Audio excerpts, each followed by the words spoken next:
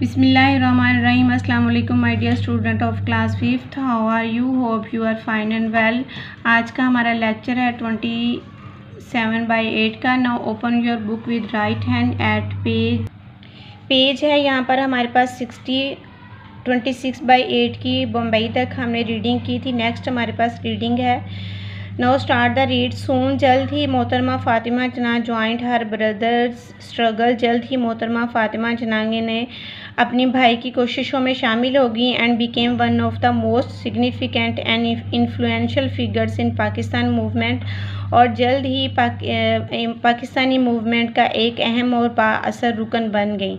She motivated not only students but also women to take an active part in the Pakistan movement.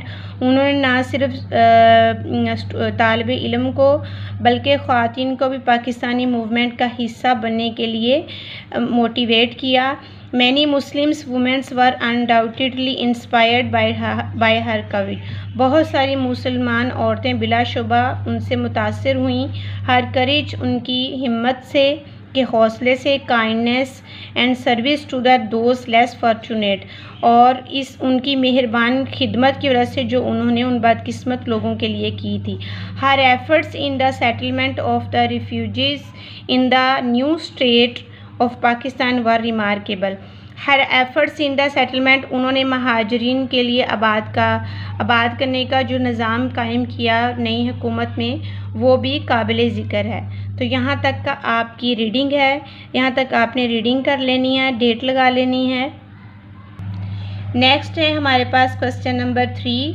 What was the role of Fatima Jinnah in the Pakistan movement. कि Pakistan movement में फ़ातिमा जना ने क्या किरदार अदा किया, इसका आपने आंसर देना है. तो यहाँ पर हमारे पास इसका आंसर है कि फ़ातिमा जना प्लेस, ठीक है,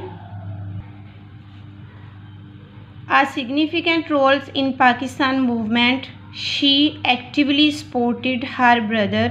She motivated not only students but also women to take an active part in the Pakistan movement. ठीक है, ये इसका आंसर है.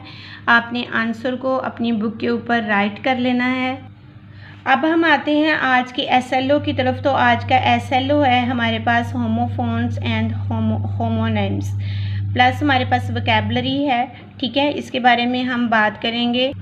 तो अकॉर्डिंग टू SLO हमारी एक्सरसाइज जो है वो पेज नंबर 63 पर है. Now open your book at page number 63 page के ऊपर हमारे पास एक्सरसाइज है होमोफोन से. कि होमोफोन्स क्या होते हैं. होमोफोन्स कहते हैं हम आवाज़ अल्फाज को. की टू लर्न में हम देखते हैं कि होमोफोन्स क्या है, इसकी डिफ़ाइन क्या है. Homophones are words that sound the same.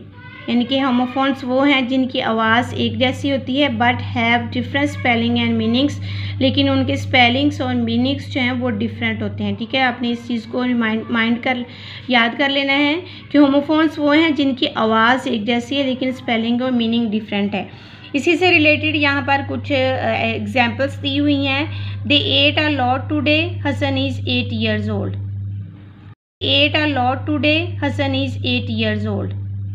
अब यहाँ पर देखें, यहाँ पर साउंड 8 की सेम है लेकिन दोनों के मीनिंग और दोनों के स्पेलिंग्स डिफरेंट हैं. ठीक है, 8 खाना और 8 आर्ट को कहते हैं. I will write an email to my friends. You are absolutely right. अब यहाँ पर राइट लिखना है, इसकी साउंड और राइट दुरुस्त, इन दोनों की साउंड सेम है लेकिन स्पेलिंग और मीनिंग डिफरेंट है. इसी से रिलेटेड यहाँ पर हमारे पास एक्सरसाइज है. Complete the following sentences by choosing the correct homophones. कि करेक्ट होमोफोन्स को हमने चूज़ करना है, देन सेंटेंसेस को कंप्लीट करना है. तो ये इस तरीके से मैंने इसको सॉल्व किया हुआ है. The teacher instructed students to read the chapter aloud. अब अलाउड एक इजाज़त होता है और एक अलाउड होता है ऊंची आवाज़ से. तो यहाँ पर रीडिंग की बात हो रही है, चैप्टर को रीड करने की, तो यहाँ डेफिनेटली यहाँ पर ऊंची आवाज़ में अलाउड आएगा. Aamir's dad punished him for using foul language. Foul गलत गंदी ज़ुबान और फॉल परिंदे को कहते हैं. यहाँ पर जो उसको पनिश दी गई है तो डेफिनेटली यहाँ पर वर्ड फॉल लैंग्वेज वाला आएगा. माई कार्स टायर बस्ट. टायर यहाँ पर टायर गाड़ी का टायर और दूसरा टायर होता है थके हुए होना.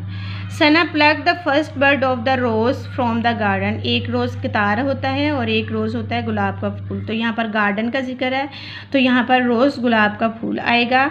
The yolk of the egg was over boiled. Yoke बैल की जोड़ी और यॉक जर्दी, तो यहाँ एग का जिक्र है तो यहाँ पर यॉक आएगा। The yolk of the egg was over boiled. Next है हमारे पास की टू लर्न में होमोनिम्स। होमोनिम्स क्या होते हैं? Are words that sound the same, जिनकी आवाज़ एक जैसी है, and have the same spelling, और इनके स्पेलिंग भी एक जैसे हैं, बट डिफरेंट क्या है इस चीज़ में? उनके मीनिंग।